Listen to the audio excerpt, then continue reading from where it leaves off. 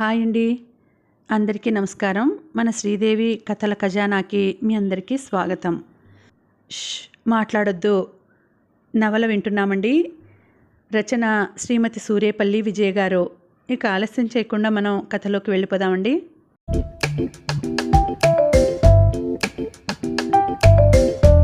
మతిస్థిమితం లేని వ్యక్తి సోఫాలో కూర్చొని ఉన్నాడు. అతని చేతిలో పాల ప్యాకెట్ ఉంది. హీ హీ హీ, ఏం అలా చూస్తున్నావు? పొద్దున్నే కాఫీ తాగడం అలవాటు. హోటల్కు వెళ్ళి తాగుదాం అనుకున్నా, పాపం అనిపించింది. నిన్ను వదిలి తాగబుద్ధేయలేదు. పాల ప్యాకెట్ కొనుక్కొచ్చా. ఒక్క క్షణం తనకు కానీ పిచ్చెక్కలేదు కదా అనుకున్నాడు భార్గవ. అతని మాటలు వింటుంటే మతిస్థిమితం తప్పిందంటే ఎవరూ నమ్మరు. ఏంటి నన్ను పిచ్చోడిలా చూస్తున్నావు? నేను పిచ్చోడినా? భార్గవ వైపు తిరిగి మతిస్థిమితం లేని వ్యక్తి అన్నాడు. అవును కాదు అన్నాడు ఏమనాలో తోచక. మరి నా పేరేమిటి? బుర్ర గోక్కున్నాడు భార్గవ. చూసావా నా పేరు నాకు తెలియదు, నీకు కూడా తెలియదు. భలే ఏంటో అప్పుడప్పుడు ఇలా అన్నీ మర్చిపోతా. ఓసారి ఏమైందో తెలుసా? కళ్ళని గుండ్రంగా తిప్పుతూ అన్నాడతను. ఏమైంది? అసంకల్పితంగా అడిగాడు భార్గవ. డబ్బులు అదే పచ్చగా ఉంటాయి చూడు, నోట్లు, 500 నోట్లు. చలేస్తుందని వాటితో చలి కాచుకున్నా. నోట్లు సరిపోకపోతే బీర్వాల నుంచి తెచ్చి మరీ మంటలో వేశాను అంటూ చప్పట్లు కొట్టసాగాడు చిన్నపిల్లాడిలాగా. మతిపోయింది భార్గవకు. తనకు పిచ్చెక్కడం గ్యారంటీ అనుకున్నాడు. కొందరేమో నాకు పిచ్చి అంటారు, మరి కొందరేమో మతిమరుపు అంటారు. అప్పుడప్పుడు నన్ను మా ఇంటికి తీసుకెళ్తారు. మా ఇల్లు ఎక్కడుందో నాకు తెలియదుగా మరి అతనన్నాడు. కొద్దిగా అర్థమవుతోంది భార్గవకు. పూర్తిగా అవతలి వ్యక్తికి మెంటల్ బ్యాలెన్స్ తప్పలేదని అర్థమైంది. అంతేకాదు మరో విషయం కూడా స్పష్టమైంది. ఆ వ్యక్తి తాలూకు వాళ్లకు బాగా డబ్బు ఉందని. భార్గవకు హుషారుగా ఉంది. తనకు డబ్బు రాబోతోంది. ఆ డబ్బులో సెకండ్ హ్యాండ్ కారు కొనాలా, ఫ్లాటుకు అడ్వాన్స్ కట్టాలా, ఆ డబ్బును ఫిక్స్డ్ చేయాలా, వడ్డీలకు తిప్పాలా, రకరకాలుగా ఆలోచిస్తున్నాడు. వేడివేడి ఫిల్టర్ కాఫీ చేసిచ్చాడు అతనికి భార్గవ. నాయర్ హోటల్కు వెళ్ళి పెసరట్టు ఉప్మా తెచ్చాడు. అతడు ఏమాత్రం మొహమాటం లేకుండా తింటున్నాడు. చక్కగా మాట్లాడుతున్నాడు. ఎటొచ్చి తన పేరు అడ్రస్సు చెప్పడం లేదు. బహుశా ఏదైనా యాక్సిడెంట్ జరిగి జ్ఞాపకశక్తి పోయిందేమో అనుకున్నాడు. ఏది ఏమైనా అతనికి సంతోషంగా ఉంది. ఎస్టీడీ బూత్కు వెళ్ళాడు. అత్తారింటికి ఫోన్ చేశాడు. భార్య లైన్లోకి వచ్చింది. భర్త గొంతులోని యాంగ్జైటీని గుర్తుపట్టింది. ఏమండి, ఏమైనా విశేషమా? అవును. భార్గవ్ గొంతులో సంతోషం కనిపిస్తోంది. ప్రమోషన్ వచ్చిందా? పోనీ లాటరీ తగిలిందా? డబ్బుకు సంబంధించిన విషయమైతేనే భర్త గొంతులో అలాంటి ఆనందం తాండవిస్తుందని ఆవిడకు తెలుసు. అది కాదు, నువ్వు వచ్చాక చెబుతా. అన్నట్టు నువ్వెప్పుడొస్తున్నావు? మరో 2 రోజుల్లో. వచ్చేటప్పుడు నేను అడిగానని మీ నాన్నగారిని ఏమైనా అడిగి పట్రా అన్నాడు. భర్త మాటలు విని నిట్టూర్చింది. ఎంత డబ్బు ఉన్నా భర్తకు ఉన్న డబ్బు పిచ్చి ఆమెను అప్పుడప్పుడు భయపెడుతుంది. మిగతా అన్ని విషయాల్లోనూ భర్త మంచివాడే, ప్రేమగా చూసుకుంటాడు, సిన్సియర్గా ఉంటాడు. అలాగే అంది ముభావంగా. ఏంటి, కోపం వచ్చిందా? ఏమీ వద్దులే, నేనే నీకు మంచి గిఫ్ట్ ఇస్తా. అన్నట్టు నువ్వు బయలుదేరేటప్పుడు టిఫిన్ చేసి క్యారేజ్ తీసుకుని వచ్చేయి. ఇక్కడికి వచ్చాక వండుకోవడం ఇబ్బంది. డూప్లికేట్కి నా దగ్గర ఉందిగా అంటూనే డిస్ప్లేలో కనిపించే అమౌంట్ చూసి ఫోన్ పెట్టేస్తున్నా, ఇప్పటికే 40 దాటింది అంటూ ఫోన్ పెట్టేశాడు. బ్యాంక్లో 1 అవర్ పర్మిషన్ తీసుకోవాలా, మొత్తం సెలవు పెట్టాలా అన్న విషయం గురించి తర్జన భర్జనలు పడి చివరకు ఆ రోజు సెలవు పెట్టాలని నిర్ణయించుకున్నాడు. మతిస్థిమితం లేని వ్యక్తిని తను వాళ్ళకు అప్పగించాక వాళ్ళిచ్చే డబ్బు లెక్క పెట్టుకోవాలి. దాన్ని ఏం చేయాలో ఆలోచించాలి. బ్యాంకులో వేయాలా, ఇంట్లో దాచిపెట్టాలా, ఇలాంటి రకరకాల ఆలోచనలు వచ్చాయి అతనికి. ముందుగా అతన్ని వాళ్ళకి అప్పగించాలన్న నిర్ణయానికి వచ్చాడు భార్గవ బీరువా మొత్తం వెతికాడు గాగుల్స్ కోసం. పెళ్ళైన కొత్తలో అత్తవారింటికి వెళ్ళినప్పుడు అక్కడ స్టోర్ రూమ్లో పడి ఉన్న గాగుల్స్ అవి. చాలా పెద్దగా ఉన్నాయి. స్కూటర్ మీద వెళ్ళేటప్పుడు దుమ్ము కళ్ళల్లో పడకుండా ఉండేందుకు పనికి వస్తుందని దాన్ని అత్తారింటి నుంచి తీసుకొచ్చాడు. ఇప్పుడు దానితో పని పడింది. మతిస్థిమితం లేని వ్యక్తిని ఇతరులు ఎవరైనా గుర్తిస్తే తనకు పోటీ అవ్వచ్చు. అందుకే అతన్ని గుర్తించకుండా ఈ గాగుల్స్ తగిలించాలని నిర్ణయించుకున్నాడు. ఆటో మిథిలానగర్ వైపు బయలుదేరింది. ఆటోలో భార్గవ, ఆ వ్యక్తి. భార్గవ సంతోషంగా ఉన్నాడు. కొద్దిసేపట్లో తను లక్షాధికారి కాబోతున్నాడు. ఆ ఊహే అతనికి బాగా నచ్చింది. తల బయటకు పెట్టి చూస్తున్నాడు. ఇంటి నెంబర్లు సరిగ్గా లేవు. ఆటో స్లోగా వెళ్తోంది. నిర్మానుష్యమైన ప్రాంతంలోకి వచ్చింది. అక్కడ ఇల్లు ఎక్కువగా లేవు.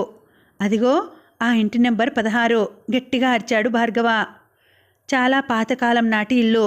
చుట్టూ ప్రహారీ గోడ, మధ్యలో ఇల్లు. చెక్క గేటు. ఆటోవాడికి డబ్బిచ్చి చెక్క గేటు తెరిచాడు.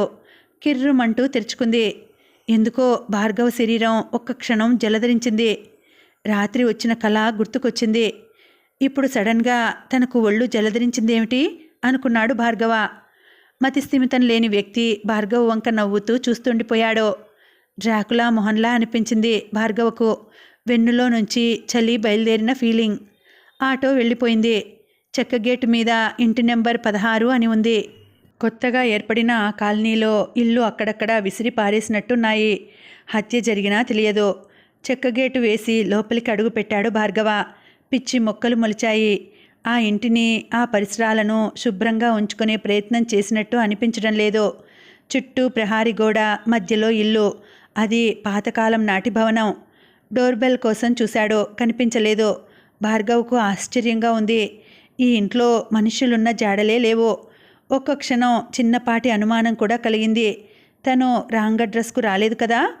ఆ ఆలోచన రాగానే అతనికి భయం వేసింది. అప్రయత్నంగా, ఇదే కదూ మీ ఇల్లు? గుండె చిక్కబట్టుకొని అడిగాడు భార్గవ మతి స్థిమితం లేని వ్యక్తిని. మా ఇల్లా? ఏమో అన్నాడతను అదో మాదిరిగా చూస్తూ. ఒక్క క్షణం అక్కడి నుంచి పారిపోవాలనిపించింది. అక్కడి వాతావరణం, మతి స్థిమితం లేని వ్యక్తి వాలకం చూశాక ధైర్యం చేసి తలుపు మీద శబ్దం చేశాడు. చెవులు రిక్కించాడు. ఎవరూ వస్తున్న జాడలేదు. మళ్ళీ శబ్దం చేశాడు. ఈసారి గట్టిగా. భలే అలా కాదు, గట్టిగా తలుపులు నెట్టాలి అన్నాడు మతి స్థిమితం లేని వ్యక్తి. అదేంటి అంటూ ఆశ్చర్యపోతూ అలాగే చేశాడు. తలుపులు తెరుచుకున్నాయి. లోపల పెద్ద హాలు. అంతా దుమ్ముతో నిండి ఉంది. పాతకాలం నాటి సోఫాలు. అసలు ఆ ఇంట్లో ఎవరూ ఉంటున్న జాడ కూడా లేదు. అనుమానం, భయం ఒక్కసారిగా కలిగాయి భార్గవకు. వెనక్కి తిరిగి చూడబోయేలోగా వెనక ఉన్న మతిస్థిమితం లేని వ్యక్తి పెద్దగా నవ్వుతూ భార్గవని నెట్టాడు. పెద్ద శబ్దంతో లోపలికి పడిపోయాడు భార్గవ. మతిస్థిమితం లేని వ్యక్తి లోపలికి వచ్చి తలుపులు మూసి భార్గవ వైపు తిరిగి, భలే నిన్ను చంపేయనా అని అడిగాడు. భార్గవ శరీరం మరోసారి భయంతో జలధరించింది. భార్గవ కళ్లకు అతనిప్పుడు మతిస్థిమితం లేని వ్యక్తిగా కనిపించడం లేదు. నిజంగా అతను మతిస్థిమితం లేని వ్యక్తా అన్న సందేహం అతనికి కలిగింది. స్పృహ తప్పిపోతుండగా వచ్చిన ఆ ఆలోచనతో వణికిపోతూ స్పృహ కోల్పోయాడు Bhargava. Crime branch inspector Kripal బైక్ని పోలీస్ స్టేషన్ ముందు పార్కు చేసి స్టేషన్ లోపలికి వచ్చాడు. ఓ కానిస్టేబుల్ వేడి టీ తీసుకువచ్చి టేబుల్ మీద పెట్టాడు. కుర్చీలో రిలాక్స్ అవుతూ టీ తాగుతూ ఫైల్స్ తిరిగేస్తున్నాడు కృపాల్. సార్, ఛాయ్ చల్లారిపోతుంది కానిస్టేబుల్ అనడంతో టీని సిప్ చేస్తూ ఆలోచించసాగాడు. సిటీలో క్రైమ్ రేటింగ్ పెరిగిపోతోందని రికార్డ్స్ని బట్టి తెలుస్తోంది. నేరస్తులు తెలివి మీరిపోతున్నారు. టెక్నాలజీ డెవలప్ అయింది. తామెంత అడ్వాన్స్ అయినా అంతకన్నా 2 అడుగులు ముందుకేస్తున్నారు. కృపాల్ ఆలోచనలు అలా సాగుతూనే ఉన్నాయి. కృపాల్ గురించి కొంత చెప్పుకోవాలి. వృత్తి నిర్వహణలో చాలా కఠినంగా ఉంటాడు. 30 ఏళ్ల కృపాల్ పెళ్లి చేసుకోకపోవడానికి కారణం కేవలం వృత్తిపై అతనికుండే గౌరవమే. తన వ్యక్తిగత జీవితంలో ఏదైనా ప్రమాదం సంభవించినా, ఎవరైనా తన కుటుంబాన్ని అడ్డం పెట్టుకొని తనని బ్లాక్మెయిల్ చేసినా తను తలవంచక తప్పదు. అలాంటి పరిస్థితి తనకు రాకూడదని కృపాల్ పెళ్లి చేసుకోలేదు. అతని తల్లిదండ్రులు కృపాల్ 3 ఏళ్ల వయసులో ఉన్నప్పుడు ఒక యాక్సిడెంట్లో చనిపోయారు. అప్పటి నుంచి ఓ చర్చి ఫాదర్ అతడి బాధ్యతలు స్వీకరించి ప్రయోజకుణ్ణి చేశాడు. కృపాల్ ప్రొఫెషన్లో చాలా స్ట్రిక్ట్. అనుకున్న పని సాధించే వరకు వదిలిపెట్టడు. ఆ సిన్సియారిటీనే అతడి గురించి నేర ప్రపంచం భయపడేలా చేస్తోంది. ఏంటి సార్ తీవ్రంగా ఆలోచిస్తున్నారు? కృపాల్కు టీ తెచ్చిన కానిస్టేబుల్ అడిగాడు. ఏం లేదు చలమయ్య, రోజురోజుకు నేరస్తులు పెరిగిపోతున్నారు. మనం ఇలా కుర్చీలో కూర్చునే వాళ్ళ గురించి ఆలోచించాల్సి వస్తుంది. ఏదో ఒకటి చేయాలి కదా. కృపాల్ ఎప్పుడూ సబార్డినేట్స్ని చులకన చేసి మాట్లాడాడు. వాళ్ళ మాటలకు విలువ ఇస్తాడో, వాళ్ళని తోటి మనుషుల్లాగా గౌరవిస్తాడో, వాళ్ళ కష్టసుఖాలు తెలుసుకుంటాడో. నిజమే సార్, నేను సర్వీస్లో చేరి 20 ఏళ్లు దాటింది. ఒకప్పుడు బందిపోటు దొంగలని భయపడేవారు జనం. ఇప్పట్లా రోజుకో దొమ్మి, గంటకో అత్యాచారం, నిమిషానికో రేపులా జరిగిపోలేదు. అప్పుడు మేము కాకి నిక్కర్లు వేసుకుని బయటకు వెళితే భయంతో కొందరు, గౌరవంతో మరికొందరు పక్కకు తప్పుకునేవారు. మమ్మల్ని ఇప్పుడు అంత భయంగానూ భక్తిగానూ చూసేవాళ్ళు కరువయ్యారు వాపోయాడు చలమయ్య. డిపార్ట్మెంట్లో మంచి చెడు రెండూ ఉంటాయి. ఎవరో కొందరు లంచాలు అంటూ తమ ఉద్యోగాన్ని అడ్డుపెట్టుకుని జనాల్ని బెదిరిస్తారు. మార్కెట్కు వెళ్ళి కూరలు తేరగా తెచ్చుకోవడం, రాంగ్ సైడ్ అంటూ సైకిల్ని ఆపి మామూళ్ళు వసూలు చేయడం. ముందు ఈ పద్ధతి మారాలి. మిగతా ఏ డిపార్ట్మెంటుకు లేని ప్రత్యేకత మనకొద్దు. మనం చేసే ప్రతి పని ప్రజల రక్షణకు ఉపయోగపడాలి అన్నాడు కృపాల్. కృపాల్ వైపు అడ్మైరింగ్గా చూశాడు చలమయ్య. పోలీస్ స్టేషన్ అంటే ఖైదులు, క్రైమ్ రికార్డులు, లాకప్ డెత్తులు అనుకునేవాళ్ళు ఆ పోలీస్ స్టేషన్ను చూసి తమ అభిప్రాయం ఖచ్చితంగా మార్చుకోవాల్సిందే. అదో సహాయక కేంద్రంలా ఉంటుంది. అక్కడికి వచ్చే వాళ్లను తక్కువగా చూడడం కానీ, వారి పట్ల నిర్లక్ష్యంగా వ్యవహరించడం కానీ ఉండదు. ఇదంతా కృపాల్ ఆ స్టేషన్కు వచ్చాకే జరిగింది. కృపాల్ ఏదో మాట్లాడబోతుండగా అప్పుడే ఓ 25 ఏళ్లలోపు వయసున్న స్త్రీ ఆ స్టేషన్లోకి అడుగుపెట్టింది. లోపలికి వస్తూనే 2 చేతులు జోడించి కృపాల్కు నమస్కరించింది. నమస్తే సార్, నా పేరు ప్రణవి. సిటీ బ్యాంక్లో పనిచేసే భార్గవ నా భర్త చెప్పింది ఆ అమ్మాయి. టేబుల్ మీద గ్లాసులో నీళ్లు ఆమెకు అందిస్తూ, ముందు మంచినీళ్లు తాగండి, కొద్దిగా రిలాక్స్ అవ్వండి అంటూనే చలమయ్యకు ఓ టీ తెచ్చిపెట్టమని చెప్పాడు. ఒక్కసారి ప్రణవి కేసి పరిశీలనగా చూశాడు. చాలా చక్కగా హుందాగా ఉంది. ఆమె మొహమంతా చెమట పట్టింది. ఆమె మొహంలో కంగారు కొట్టొచ్చినట్టు కనిపిస్తోంది. చలమయ్య పక్కనే ఉన్న టీ బడ్డీ దగ్గరికి వెళ్ళి టీ తీసుకువచ్చాడు. ముందు టీ తాగండి కృపాల్ అన్నాడు. ఆ అమ్మాయి వద్దన్నట్టు తల అడ్డంగా ఊపి, ఆయన కనిపించడం లేదండి అంది ఆందోళన నిండిన గొంతుతో. బహుశా ఏ ఫ్రెండ్ ఇంటికో వెళ్ళి ఉంటాడో, లేదా ఏదైనా ఆఫీస్ పని మీద. కృపాల్ మాట్లాడడం పూర్తవకముందే చెప్పింది ప్రణవి. ఆయన నిన్న ఆఫీస్కు వెళ్ళలేదు, సెలవు పెట్టారట చెప్పింది ఆందోళన నిండిన గొంతుతో. మరింకేం, ఎందుకు కంగారు పడతారు? ఏదైనా ఊరికి వెళ్ళారేమో, వెళ్లే ముందు మీకు చెప్పలేదా? నేను నిన్ననే మా పుట్టింటి నుంచి వచ్చాను. వచ్చేసరికి తాళం వేసి ఉంది. బ్యాంకుకే వెళ్ళి ఉంటారనుకున్నాను. నా దగ్గర ఉన్న డూప్లికేట్ కీతో ఇంట్లోకి వెళ్ళాను. నిన్నంతా ఎదురు చూశాను. ఇవాళ కూడా రాకపోయేసరికి ప్రణవి గొంతులో దుఃఖం పొంగుకొస్తోంది. బహుశా మీకోసం మీ పుట్టింటికి వెళ్ళారేమో. వాళ్ళకు కూడా ఫోన్ చేశాను. అయినా నేను వస్తానని తెలుసు. ఆయన అక్కడికి వెళ్ళరు. సెలవు కూడా పెట్టారంటే బహుశా ఏదైనా అనుకోని పని పడి ఉండొచ్చు కదా. ఎక్కడికి వెళ్ళినా రాత్రి వరకు తిరిగి వస్తారో. అంతేకాదు, అంతగా వెళ్లాల్సిన పని ఉంటే ఇంట్లో బెడ్రూమ్లో ఒక స్లిప్ రాసి పెట్టి వెళ్తారో. మీరేం వరి అవ్వకండి. మీ వారి ఫోటో డీటెయిల్స్ ఇవ్వండి. చాలా చిన్న మ్యాటర్. మీ వారేం చిన్నపిల్లవాడు కాదు. పోనీ కిడ్నాప్ చేశారా అంటే బిజినెస్ మ్యాగ్నెట్ కాడు. మీరు కంప్లైంట్ ఇచ్చి నిశ్చింతగా వెళ్ళండి. మీ వారు మీరు ఇంటికి వెళ్ళేసరికి ఉంటారు, సరేనా? కృపాల్ ఆమెకు ధైర్యం చెబుతూ అన్నాడు. హ్యాండ్ బ్యాగ్లోంచి తన భర్త ఫోటో తీసి టేబుల్పై పెట్టింది. టేబుల్పై ఉన్న ఓ వైట్ పేపర్ తీసి పూర్తి డీటెయిల్స్తో కంప్లైంట్ రాసిచ్చింది. ఇన్స్పెక్టర్ గారు, ఒక్క విషయం, ఇలా కంప్లైంట్ ఇవ్వచ్చో లేదో తెలియదు. ఏదో కంగారులో మీరు చెప్పినట్టు చేస్తున్నాను. ఒకవేళ నేను వెళ్ళేసరికి తను ఉంటే ఈ కంప్లైంట్ చించేయండి ప్లీజ్ రిక్వెస్టింగ్గా అంది ప్రణవి. అలాగేనమ్మా, ఈ కంప్లైంట్ ఇప్పుడే అఫీషియల్ ఫైల్ చేయను. ఎఫ్ఐఆర్లో రాయకుండా ఈ కేసు వ్యక్తిగతంగా ఇన్వెస్టిగేట్ చేస్తాను, సరేనా? చిరునవ్వుతో అన్నాడు.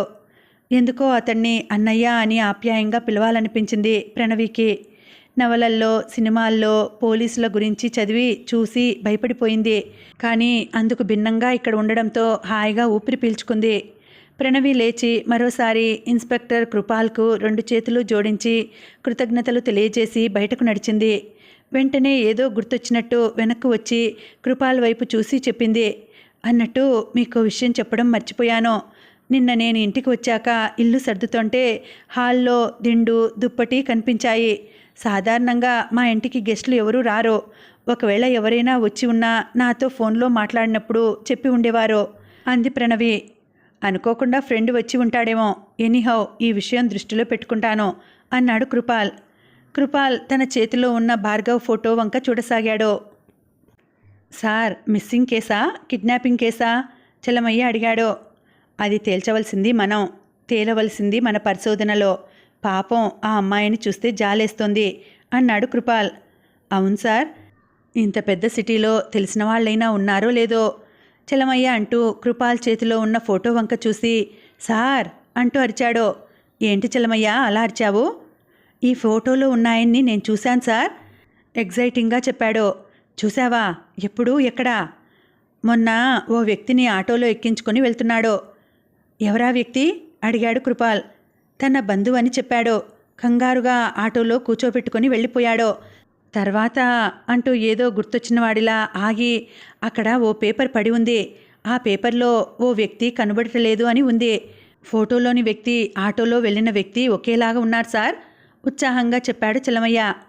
కృపాల్ మెదడు చురుగ్గా పనిచేయసాగింది. ఆ పేపర్ నీ దగ్గర ఉందా? ఒక్క క్షణం సార్ అంటూ వెళ్ళి బీరువాలో ఉన్న పేపర్ తెచ్చిచ్చాడు. కృపాల్ ఆ పేపర్లోని కనబడటలేదు బాక్స్ చూశాడు. అతని నొసలు ముడిపడింది.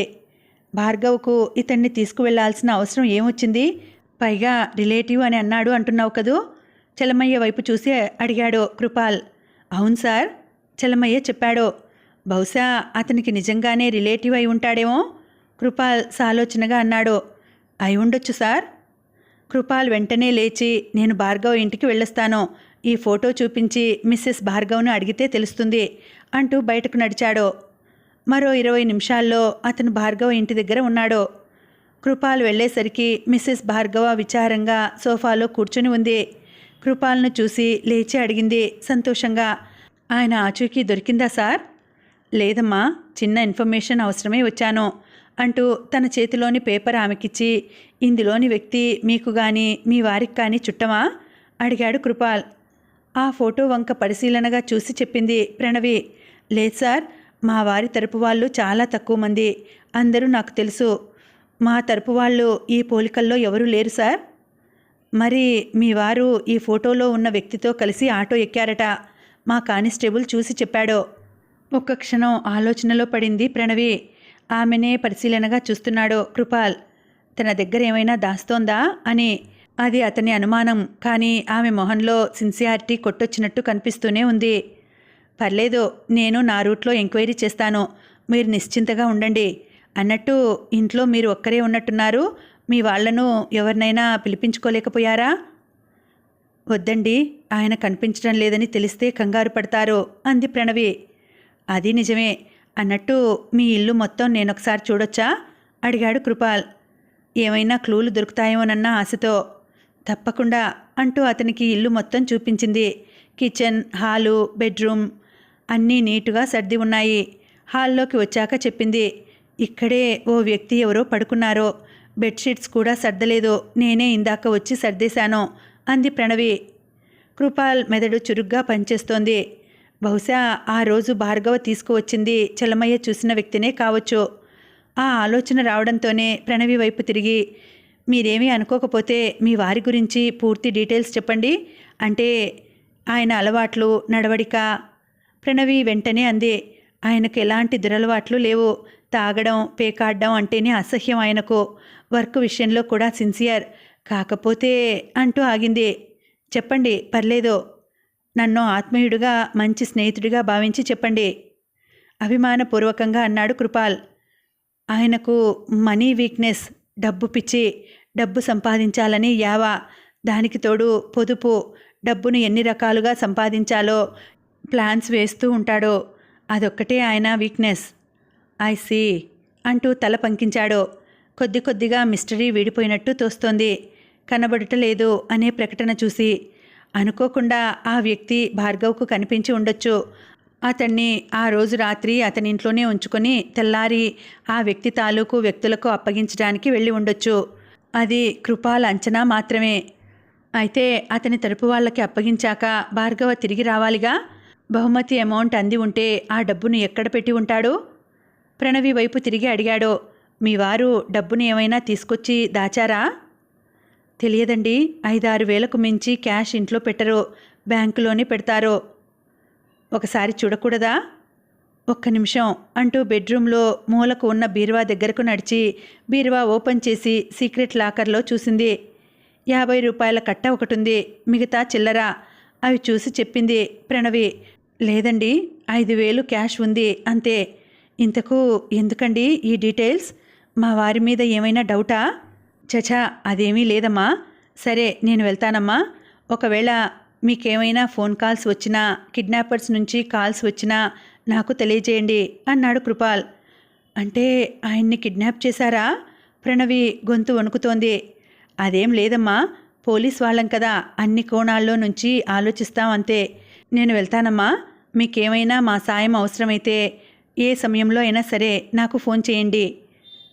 అలాగే, థ్యాంక్ యూ సార్ అంది ప్రణవి. కృపాల్ వెళ్తుంటే నొచ్చుకుంటూ అంది, అయ్యో, కాఫీ తాగి వెళ్ళండి. నెక్స్ట్ టైం మీ వారితో కలిసి కాఫీ తాగుతాను అంటూ బయలుదేరాడు. ప్రొఫెసర్ పార్థసారథి తన గదిలో రిలాక్స్ అవుతున్నాడు. ఒక క్రిటికల్ ఆపరేషన్ చేసి అప్పుడే వచ్చాడు. సమయం రాత్రి 10 అవుతోంది. సిటీలో పెద్ద పేరున్న సర్జన్ పార్థసారథి.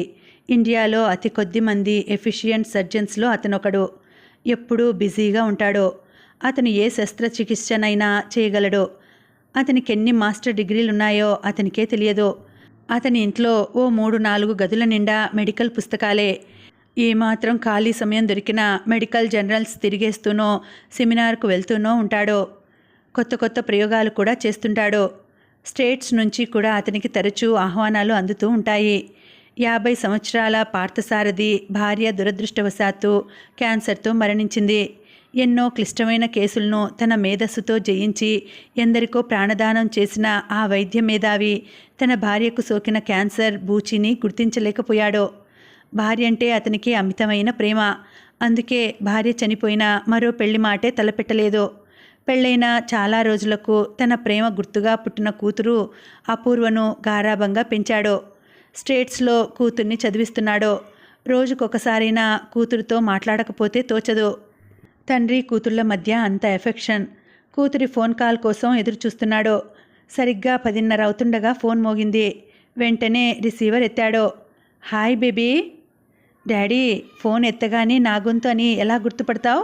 అటువైపు నుంచి కూతురు అపూర్వ అడిగింది. మై స్వీట్ బేబీ, ఈ ఫోన్ నెంబర్ నీకొక్కదానికే తెలుసు. ఎస్పెషల్లీ నీకోసమే ఈ ఫోన్ పెట్టించాను. సో నువ్వు రింగ్ చేస్తే తప్ప ఆ ఫోన్ పలకదు. ఈ ఫోన్ పలికితే తప్ప ఈ డాడీ గొంతులోకి ముద్ద దిగదు. డాడీ. అటువైపు నుంచి అపూర్వ గొంతు గాద్గదికమైంది. బేబీ, ఫీల్ అవుతున్నావా? హర్ట్ చేశానా? Sorry baby. పార్థసారథి నొచ్చుకుంటూ అన్నాడు. లేదు డాడీ, హ్యాపీగా ఫీల్ అవుతున్నాను. నీలాంటి డాడీని ఇచ్చినందుకు ఆ దేవుడికి లాట్స్ ఆఫ్ థ్యాంక్స్ చెప్పుకోవాలి అంది. బేబీ, ఏం లాభం? నీకు తండ్రి ప్రేమనే తప్ప అమ్మ ప్రేమను అందించలేకపోయాను. నో డాడీ, అమ్మ ప్రేమ, నీ అనురాగం రెండూ నీ గొంతులోనే ఉన్నాయి. అమ్మ లేదనే ఫీలింగ్ నాకు కలగడం లేదు. Thank you baby. హెల్త్ ఎలా ఉంది? Fine daddy. అయినా నా తండ్రి పెద్ద డాక్టర్, నాకేమవుతుంది? My sweet baby. భోంచేయండి డాడీ, ఆలస్యంగా తినొద్దని ఎన్నిసార్లు చెప్పాను? ఓకే బేబీ, నీ గొంతు విన్నానుగా, తినేస్తాను. తినేయండి. అయితే ఒక్క రౌండ్ 2 పెగ్గులు అంటూ మందు ముందు కూర్చోవద్దు. భార్యను మర్చిపోయే ప్రయత్నంలో తన తండ్రి మందును ఆశ్రయిస్తాడని తెలుసు అపూర్వకు. అది రాత్రిళ్ళు మాత్రమే. తండ్రి బాధ తెలిసిన అపూర్వ తండ్రిని వారించే ప్రయత్నం చేయలేదు. Okay baby, only single round అన్నాడు. దట్స్ గుడ్ అంది కూతురు. Bye baby. Bye daddy. Receiver పెట్టేసి అప్పుడు రిలాక్స్ అయ్యాడు పార్థసారథి. కూతురితో మాట్లాడితే తప్ప రిలాక్సింగ్గా అనిపించదు. ఇరానీ హోటల్ రద్దీగా ఉంది. రకరకాల జనం అక్కడ కూర్చుని కబుర్లు చెప్పుకుంటున్నారు. ఇరానీ సంస్కృతి పట్టణాల్లోకి పాకింది.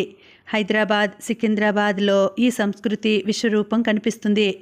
ఎక్కడ చూసినా ఇరానీ హోటల్లే దర్శనమిస్తాయి. దోచాయ్, ఓ కాలేజీ కుర్రాడు ఆర్డర్ వేశాడు. అతని చుట్టూ 3 ఫ్రెండ్స్ ఉన్నారు. సమోసా తిని ఛాయ్ తాగితే బాగుంటుందేమో మరో ఫ్రెండ్ అడిగాడు. డబ్బులుంటే బాగానే ఉంటుంది అన్నాడు మొదట ఛాయ్ ఆర్డర్ చేసిన వ్యక్తి. పేపర్ తిరిగేస్తున్నారు. కాలేజీ చదువులు పూర్తయి ఉద్యోగం దొరికేసరికి మనకు తెల్ల వెంట్రుకలు వస్తాయేమో అన్నాడతను. గ్యారెంటీ. కాకపోతే తెల్ల వెంట్రుకలు వచ్చే వరకైనా ఉద్యోగం వస్తుందా అనే డౌట్. డబ్బులు సంపాదించే సులువైన మార్గాలుంటే బావుండు. గుర్రపందాలకు వెళ్తే సరి. దానికి డబ్బులుండాలి, లక్కు ఉండాలి.